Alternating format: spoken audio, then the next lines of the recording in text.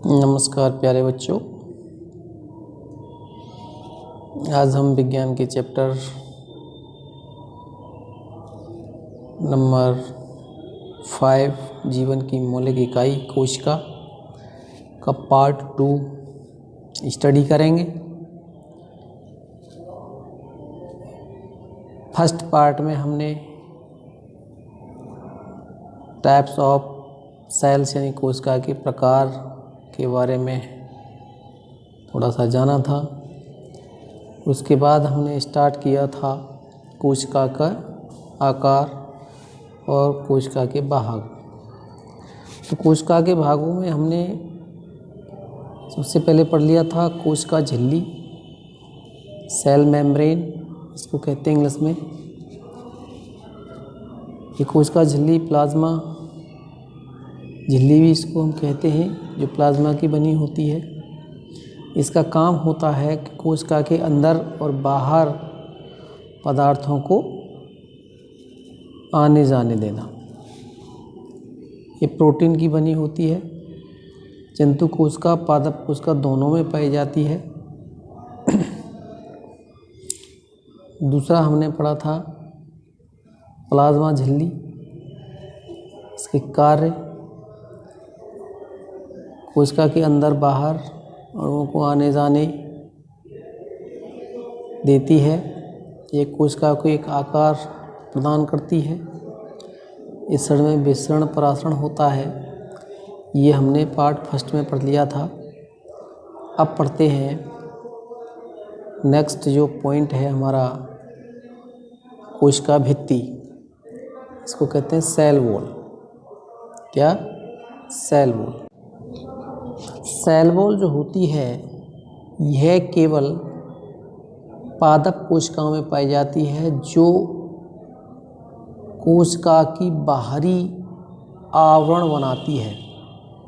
यह सख्त होती है, मजबूत होती है, मोटी होती है, सरंध्र और अजीवित संरचना की होती है, डेड सेल्स की बनी होती है। और इसको हम सेल्यूलोज की बनी होती है। कोशिकाएं मध्य भित्ति द्वारा एक दूसरे से जुड़ी हुई रहती हैं। पादप कोशिकाएं एक दूसरे से प्लाज्मोडेस्मल के संपर्क में रहती हैं। कहने का मतलब हमने पिछला जो देखा था कि जो कोशिका भित्ति है वो किसकी बनी थी? प्रोटीन की। कोशिका भित्ति किसकी बनी थी? प्रोटीन की, जो कि पौधों और जंतुओं दोनों में ही पाई जाती हैं। उसका काम होता है कि जो कोशिकीय पदार्थ हैं उनको अंदर बाहर आने जाने देना। दूसरा जो हम पढ़ रहे हैं कोशिका भित्ति, ये केवल पौधों में ही पाई जाती है। और ये किसकी बनी होती है? सेलुलोज की बनी होती है। किसकी बनी होती है? सेलुलोज। ये बेटा एक इम्पोर्टेंट क्वेश्चन बनता है यहाँ पर कि यहाँ पर जो है एक नंबर का कि जो सेल वॉल है वो किसकी बनी होती है और जो कोशिका भित्ति और कोशिका झिल्ली किसकी बनी होती है। इसमें विशेष ध्यान देने की ज़रूरत है कि जो सेल वॉल है वो सेलुलोज की होती है और सेल मेम्ब्रेन है वो प्रोटीन की बनी होती है। कोशिका भित्ति के कार्य, कोशिका भित्ति के कार्य यानी कोशिका को संरचना प्रदान करना। यानी ये कोशिका को क्या है? ये एक आकार प्रदान करता है। कोशिका को मजबूती प्रदान करना, यानी कोशिका को ये मजबूती प्रदान भी करती है। यह सरंध्र होती है और विभिन्न अणुओं को आर पार जाने देती है। इसमें मरम्मत करने के पुनर्जनन की क्षमता होती है।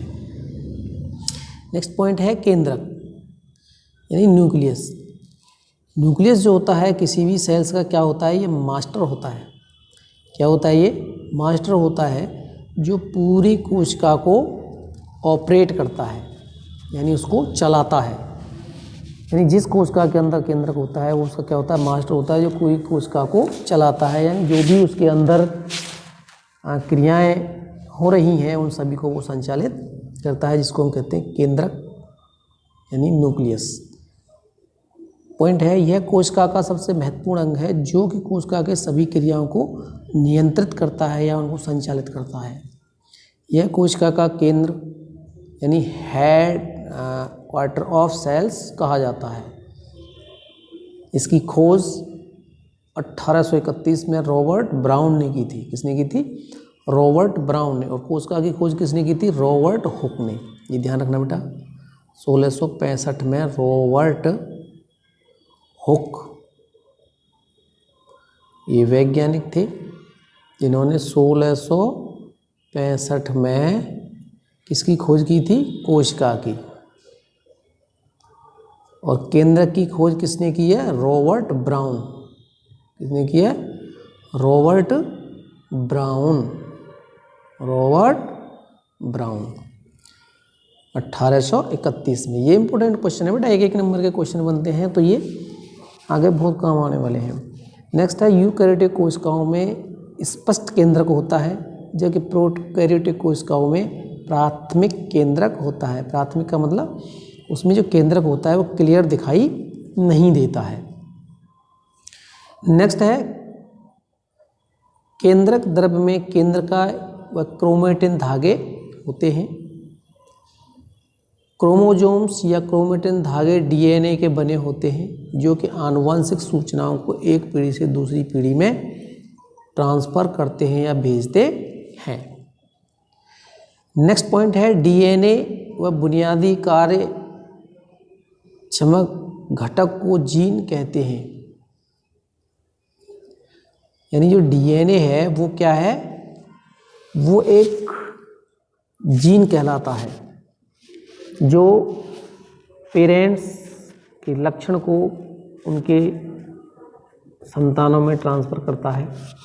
केंद्रक के कार्य, यह कोशिका के सभी उपापचयी क्रियाओं को नियंत्रित करता है। ये आनुवंशिक सूचनाओं को एक पीढ़ी से दूसरी पीढ़ी तक भेजने का कार्य करता है। नेक्स्ट है कोशिका द्रव्य, इसको बोलते हैं साइटोप्लाज्म। यानी जो कोशिका है, इस तरह से ये कोशिका है, इसमें ये केंद्रक है और इसके अंदर ये जो भरा हुआ है ये सभी क्या है? कोशिका द्रव्य कहलाता है। क्या है ये? कोशिका द्रव्य। आप जिसमें देख रहे हो ये सेल्स है एक, और इस सेल्स में ये जो पीला पीला सा भरा हुआ है ये पार्ट आपको दिख रहा है, ये क्या है? कोशिका द्रव्य है। इसमें सभी कोशिका के अंग क्या है? तैरते हुए रहते हैं। ये कोशिका के अंग हैं, ये सभी क्या है? ये कोशिका के अंग हैं। कोशिका का वह द्रव्य जिसमें सभी कोशिका अंगक पाए जाते हैं कोशिका द्रव्य कहलाता है। यहाँ जिसमें जैविक व कैटाबोलिक क्रियाएं संपन्न होती हैं, इसके दो भाग होते हैं। जीव द्रव्य के दो भाग होते हैं। एक होता है सिस्टोल, जो जलीय द्रव्य जिसमें विभिन्न प्रोटीन होती हैं। इसमें 90% जल होता है और 7% प्रोटीन, 2% कार्बोहाइड्रेट और 1% अन्य अव्यय होते हैं। यानी जो सिस्टोल होता है वो एक तरह से तरल पदार्थ होता है पानी की तरह। उसमें 90% क्या होता है? पानी होता है। 7% क्या होता है? प्रोटीन होता है। 2% क्या होता है? कार्बोहाइड्रेट होता है और 1% क्या होता है? अव्यय। नेक्स्ट है कोशिका अंगक, यानी सेल ऑर्गन्स, विभिन्न प्रकार के अंगक जो प्लाज्मा झिल्ली द्वारा घिरे होते हैं। यानी ये जो पार्ट है ये सभी क्या हैं? सेल्स ऑर्गन्स हैं, यानी कोशिका के अंग जो सेल मेम्ब्रेन से घिरे हुए हैं। तो जो भी कोशिका द्रव्य है वो दो भागों में बटा होता है। ये जो पीला वाला इसको क्या बोला था हमने? सिस्टोल, जो एक द्रव्य जैसी संरचना होती है जिसमें बहुत सारे विभिन्न प्रकार के प्रोटीन्स होते हैं, 90% जल होता है, ये सिस्टोल कहलाता है। दूसरा होता है कोशिका केंद्र। नेक्स्ट है गोल्जी उपकरण। क्या है? गोल्जी उपकरण। यानी ये जो संरचना आपको दिखाई दे रही है ये क्या है? गोल्जी उपकरण है। ये एक पतली झिल्ली युक्त चपटी कोशिकाओं पुटकाओं का समूह है जो एक दूसरे के ऊपर समांतर सजी रहती हैं। इसका आविष्कार या खोज कैमिलियो गोल्जी, यानी ये एक वैज्ञानिक थे, क्या थे? कैमिलियो गोल्जी ने की थी, जो प्रोकैरियोट स्तनधारी में अनुपस्थित होती है। यानी जो स्तनधारी जीव हैं या जो प्रोकैरियोटिक जीव हैं उनमें ये गोल्जी बॉडीज सेल्स में नहीं पाई जाती है। ये ध्यान रखना बेटा, यानी प्रोकैरियोटिक और स्तनधारी इनमें गोल्जी उपकरण नहीं पाया जाता है। ठीक है बेटा। नेक्स्ट इसके क्या है कार्य। कार्य क्या है, यह लिपिड बनाने में सहायता करते हैं, यह मध्य लेमेला बनाने का कार्य करते हैं, यह स्वभाव से स्रावी होता है, यह मेलेनिन संश्लेषण में सहायता करता है, अंतःद्रव्यी जालिका के संश्लेषण में प्रोटीन और लिपिड का संग्रहण गोल्जी काय में किया जाता है और इन्हें कोशिका के बाहर तथा अंदर विभिन्न क्षेत्रों में भेज दिया जाता है। पुटिकाओं में पदार्थों का संचयन, रूपांतरण, बंद करना गोल्जी काय के द्वारा लाइसोसोम्स को भी बनाया जाता है। यह कोशिका भित्ति और कोशिका झिल्ली बनाने में मदद करता है। नेक्स्ट है बेटा माइटोकॉन्ड्रिया, यानी ये भी सेल्स का एक पार्ट है। माइटोकॉन्ड्रिया, इसको हम कोशिका का पावर हाउस कहते हैं। क्या बोलते हैं, कोशिका का पावर हाउस। क्या है ये, कोशिका का पावर हाउस यानी बिजली घर, पावर हाउस।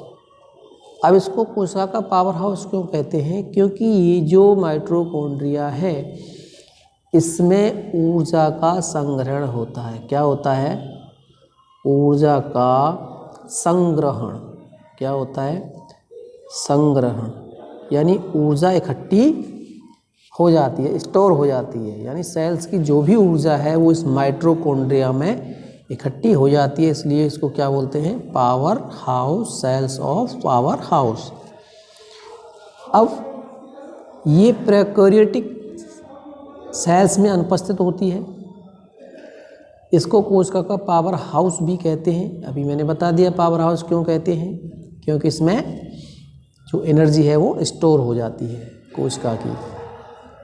यह एक दोहरी झिल्ली वाले होते हैं और सभी यूकैरियोटिक्स में उपस्थित होते हैं, यानी यूकैरियोट्स जो भी सेल हैं उन सभी में ये पाए जाते हैं। बाह्य परत चिकनी व छिद्रित होती है, अतः बहुत बलित होती है। जो अंदर की परत है वो क्या होती है, बलित होती है और क्रिस्टी का निर्माण करते हैं। यानी इसमें दो तरह की लेयर है, एक तो ये आउटर लेयर है जो बाहर दिख रही है, और एक जो अंदर वाली लेयर है, ये जो इस तरह की इसमें ये जो संरचना बना रही है, इस तरह की ये जो संरचना बना रही है, इसको बोलते हैं क्या, क्रिस्टी। क्या बोलते हैं, क्रिस्टी। यानी ये जो अंदर वाली सतह है ये क्या कहलाती है, क्रिस्टी कहलाती है, और बाहर वाली सतह जो है छिद्रित होती है।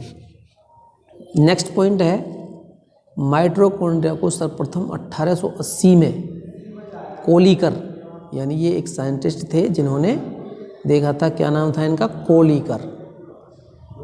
कोलिकर, ये एक नंबर के क्वेश्चन है, इनको बेटा थोड़ा ध्यान देना है, इनको हेडलाइन करना है। नेक्स्ट है, इसमें अपना खुद का डीएनए और राइबोसोम्स होता है। इसमें अपना खुद का डीएनए और राइबोसोम्स होता है।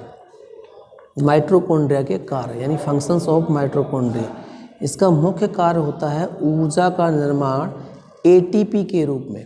किसके रूप में, एटीपी के रूप में। यह क्रेब्स चक्र या कोशिकीय श्वसन का मुख्य स्थान है जिसमें एटीपी का निर्माण होता है। राइबोसोम्स के अत्यंत छोटे गोल कण जो जीव द्रव में स्वतंत्र रूप से तैरते हैं, अंतःप्राद्रव्य जालिका की बाह्य सतह पर चिपके रहते हैं। ये आरएनए प्रोटीन के बने होते हैं। तो कहने का मतलब, जो ऊर्जा का फॉर्मेशन होता है, ऊर्जा जो स्टोर होती है वो किसके रूप में होती है, एटीपी। एटीपी यानी जो ऊर्जा है वो किसके रूप में होती है स्टोर, एटीपी। इसका पूरा नाम भी पूछ लेता है, एटीपी क्या है, एडिनोसिन, एडिनोसिन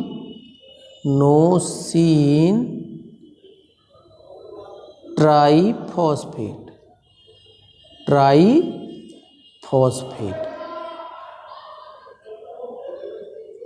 ये इसका पूरा नाम है एटीपी, एडिनोसिन। ए से एडिनोसिन, टी से ट्राई और पी से फॉस्फेट।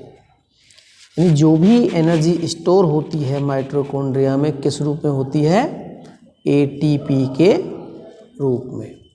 ये जो एटीपी है इस रूप में होती है। यानी जो भी कोश की श्वसन होता है, जो भी हम भोजन करते हैं, उस भोजन के दौरान जो ऊर्जा बनती है वो एटीपी के रूप में स्टोर हो जाती है।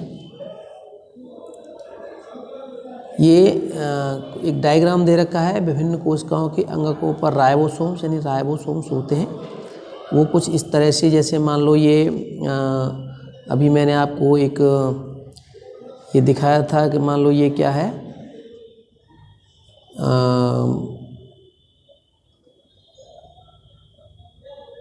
इस तरह से ये संरचना दिखाई थी मैंने आपको। ये क्या है? माइटोकॉन्ड्रिया है। तो इन पे कुछ इस तरह से संरचनाएं लगी होती हैं, ये इस तरह से, ऐसे ऐसे। तो ये क्या है? ये जो पॉइंट पॉइंट से आपको दिखाई दे रहे हैं, ये क्या है? राइबोसोम्स। क्या है ये?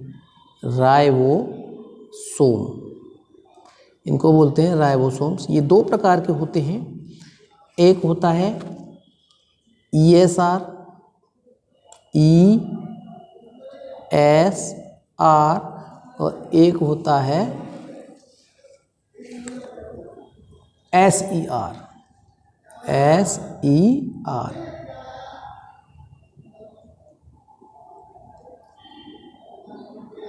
इसको बोलते हैं स्मूथ एंडोप्लाज्मिक रेटिकुलम।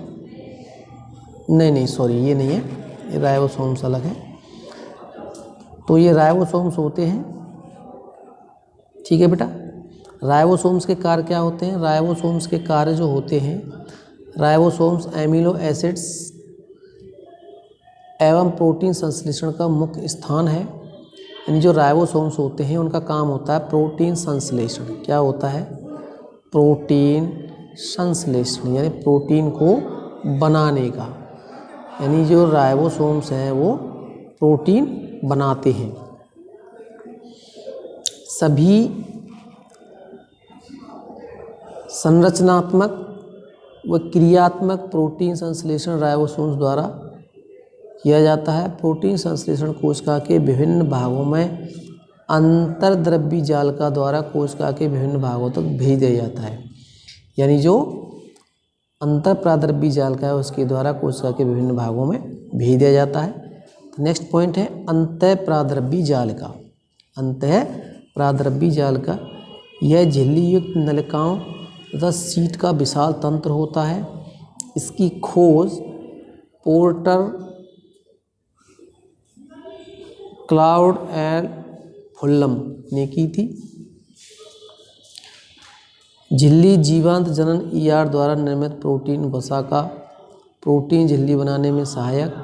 यह प्रोकैरियोटिक कोशिका व स्तनधारी एरिथ्रोसाइट के अलावा सभी में पाया जाता है।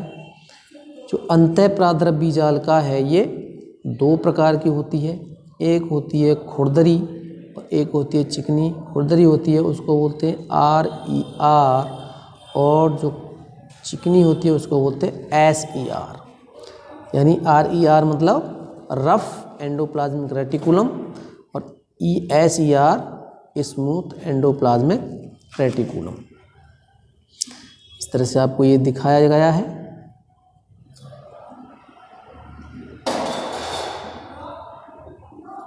इसके बाद ये कुछ डायग्राम्स हैं आपको दिखाया गया है यहाँ पे। ये दो तरह के, ये RER है, ये SER है। इन दोनों में ये डिफरेंट है। SER RER में, SER में ये झिल्ली नलिकाओं से बनी होती है। ये सिस्टर्नी और नलिकाओं का बना होता है। ये वसा और लिपिड दोनों में मदद करता है।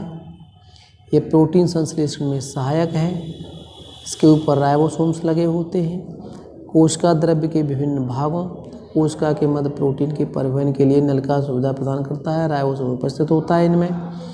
यह यकृत की कोशिकाओं में विष तथा दवा का विषीकरण करता है। यानी जो यकृत की कोशिकाओं में क्या करता है, विष तथा दवा का निराविषीकरण करता है। यानी लीवर में जो भी, लीवर की सेल्स में जो भी विष बनता है या जो भी दवा है उसको क्या करता है, निष्क्रिय करता है। इसका काम क्या है, निष्क्रिय करना। ठीक है बेटा, आज का सेशन हमारा यहीं ख़त्म होता है। इसका नेक्स्ट पार्ट जो है कल लेके आएंगे और आशा करते हैं सभी बच्चों की समझ में आएगा। फिर भी कोई प्रॉब्लम है तो आप मेरे से पर्सनली कॉन्टेक्ट करके पूछ सकते हैं। धन्यवाद।